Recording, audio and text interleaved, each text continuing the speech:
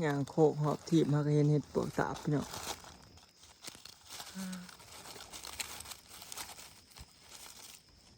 เห็ดปวกตาบได้ออกแล้วเลยวิจีเนาะจีกินแซ่บเลยพี่น้องทาเกลือดอกที่สองจ้านี่โอ้มันพี่น้องอ้อดขาบักใหญ่เลยปวกตาบ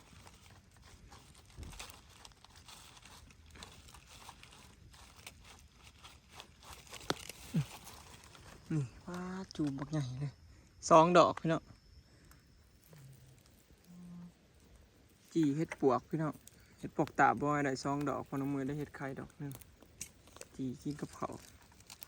สีทอดสมัยไปเลี้ยงงัวเนาะ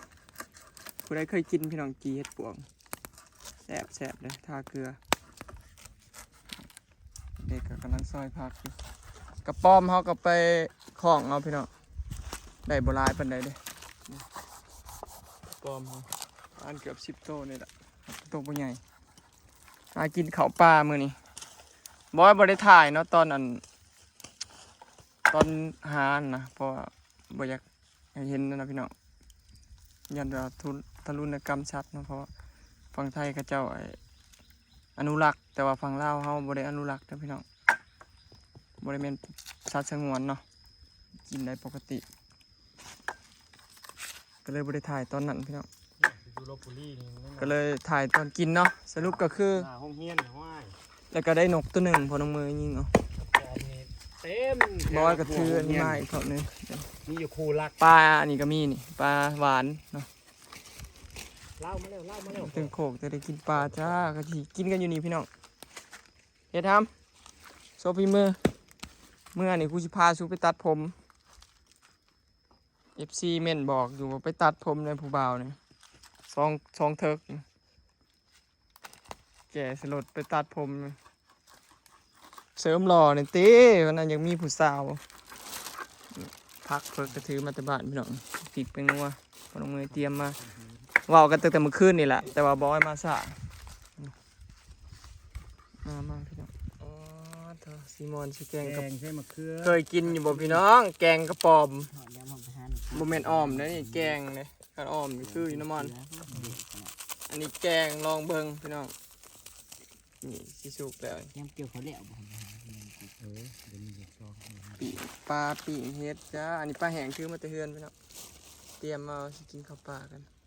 จบเอายังเห็ดใบขี้ม่อนใส่ไปเลยดิ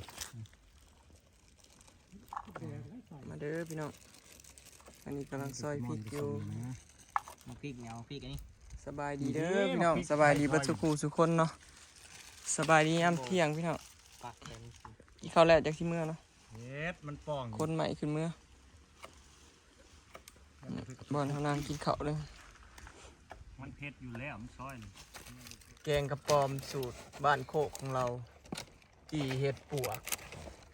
ปิ้งปลาหวานพี่น้องอันนี้บอยตึกมากับพ่นไส้ได้ในน้องไม่มักแล้วก็เอามาเลยเนาะเฮ้ยบ่วงสดไหมนี่กินข้าว4 คนพี่น้อง4 นมสบายดีมาข่อยจีข้าวจีอยู่เด้อนี่พอดีกินข้าวปลาแซ่บมาพี่น้องกินข้าวนู่นจีเห็ดปวกผู้ใดเคยกินพี่น้องจีเห็ดปวกเนาะแต่ข้าวไปเลี้ยงงัวแต่ข้าวยังหน่อยนี่แต่แหละกินแต่จีเห็ดปวกตามดอกน้อยไม่ได้ยำกินเลยหมกไก่นะครับบอกมาว่ามีหมกไก่พอหมกไก่พี่เปิ้ลเจอตลาดมากครับผู้ใดกินข้าวบ่แซ่บเราต้องมาป่าแซ่บขนาดพี่น้องกินให้อ้วงกินกับเขาเลยทาเกลือหน่อยหนึ่ง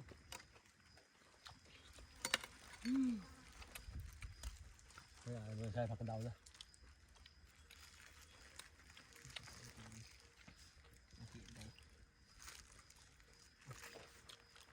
น้ำขวดนี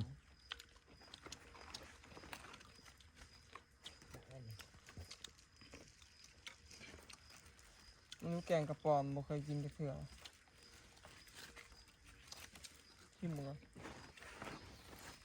ทำไมมกใช้ใบตองแห้งครับเวลาโบราณ แซ่บเนาะแกงกระปอมแซ่บๆคล้ายๆคือออมหนูบ่เคยเถื่อเลยนะ หมกดีหมกดี บ่เคยกินจะเถื่อเลยพี่น้องแกงกระปอมมันจะก่อย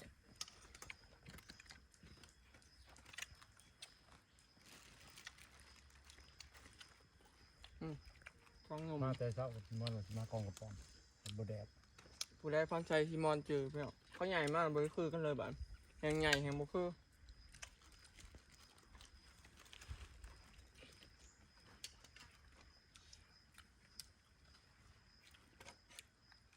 พอเราอันนี้จะได้มาตัดอันนี้เลยเนาะนุ่งเตาเนาะ อัดพื้นจะได้แล้วบุปผาหลายๆรถนะ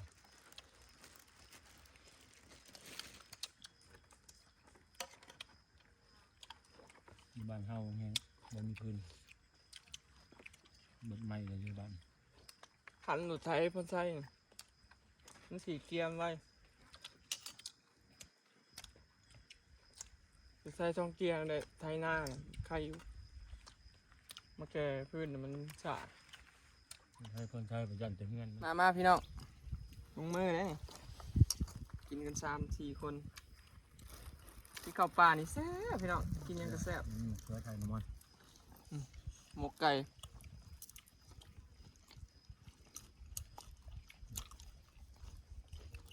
พี่เปิ้ลกับไปถามลาเป็นเขาไปมื้อเช้าที่เพิ่นไปเก็บขมิ้นกับ นอนแต่ว่าเนื้อนอน ก็ใบมะกรูดอยู่ในเฮือนพี่น้องเพิ่นสิเฮ็ดอันคั่วกิ้งทางใต้นะพี่น้องบ่เคยกินดอกทางนี้นะพี่น้องซีมอยู่สุดแล้วแกงกระปอมนี่โคตรแซ่บเลยวะ เมนูอะไรเนาะมันหอมมีใส่ผัก อาหารป่าแซ่บเชยพี่น้องแกงกระปอมนี่ว่าเฮาหิวข้าวบ่ เฮ้ยครับเฮ้ยก็ใจไปกินข้าวแซ่บกินหลายครับ พี่มอนแล้วมือกินเขา เพิ่มน้ำหนักกันลงไปใหม่ ปลุกเอาแต่ละเทือ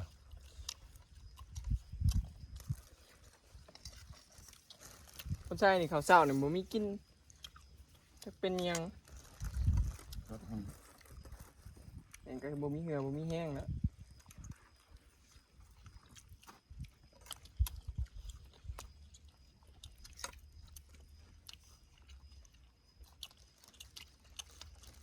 จีข้าวจีพี่น้อง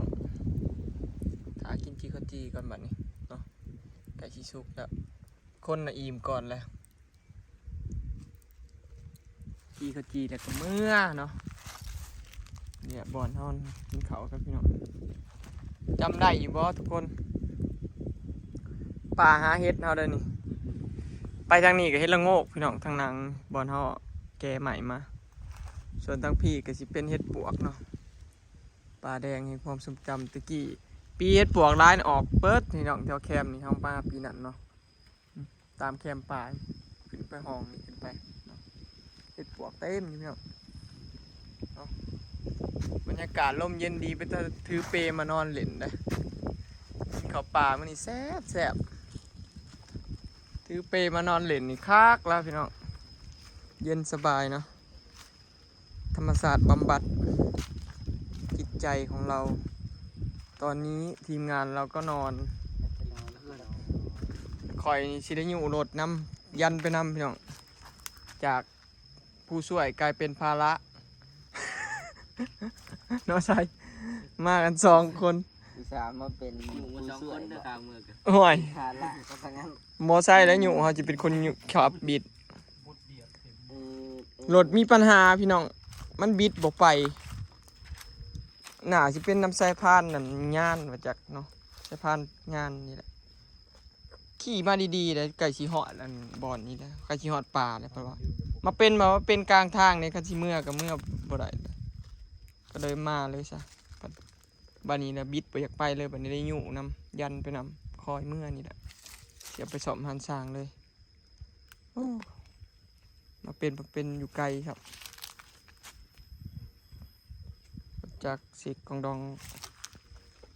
ผักผ่อนจักหน่อยอย่างที่คนพื้นตัวนี้ขึ้นพี่น้องคนขึ้นแล้วก็สิเมื่อเนาะ นะข่าวเยอะข่าวผมยังมี ขึ้นครั้งนี้แล้วครับขามพุ่นเขาก็เจ้ากันโยนทางพุ่นเลย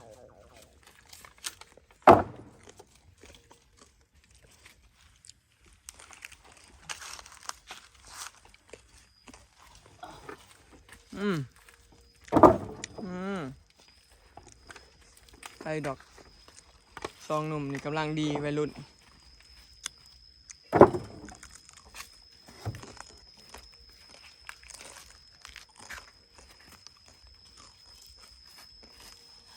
ทิมเขากลางที่ทำ คือนักท้องซัก เออ แห้งไปรับ10 โลอยู่เอ็มบักขนาด ตัวกับเค้กดิ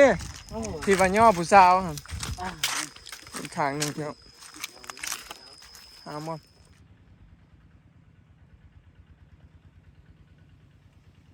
มาแล้วพี่น้อง3 หนุ่มปัดใส่ขี่น้ำปลาเทาซีนะเพราะว่ารถบอลมันขี่บ่ได้มันหนักแล้วมันรถบ่ไปสายพานมันยานขึ้นมาเนาะก็เลยคอยขี่เมื่อพี่น้องแกรถเดียวเลยรุ่นรถมันบิดบ่อยากไปพี่น้องมันบิดแล้วมันบ่ไปแล้วได้ยู่น้ำได้เลยมันบอกเอาบิดแห้งแต่ว่ารถมันบ่ไปอ่ะนะจะมันเป็นย้อนหยังบอยคิดว่าน่าสิเป็นน้ำสายพานยานเนาะโอ้ว่าเข่งได้บ่หรือว่าซื้อใหม่สายพานนะบิดแห้งๆเห็นบ่พี่น้องนะมันบ่ไปน้อยเดียวนะ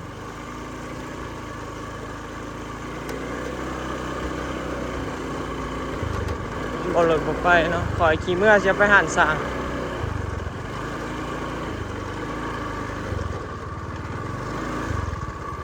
ไปหันสร้างก่อนมาว่านี่เกือบขาดบ่ขึ้นซ้ำมาว่านี่เกือบขาดมามื้อนี้เพราะว่ารถเทสมประกอบคักเนาะคลิปนี้ก็สิขอเก็บภาพบรรยากาศไว้ซ้ำนี้เด้อพี่น้องเอ้ยฝากเบิ่งคลิปฝากเป็นกำลังใจให้เด้อเนาะไปแล้วสบายดีพอกันคลิปหน้าพี่น้องจะเอารถไปซ่อมก่อนเนาะ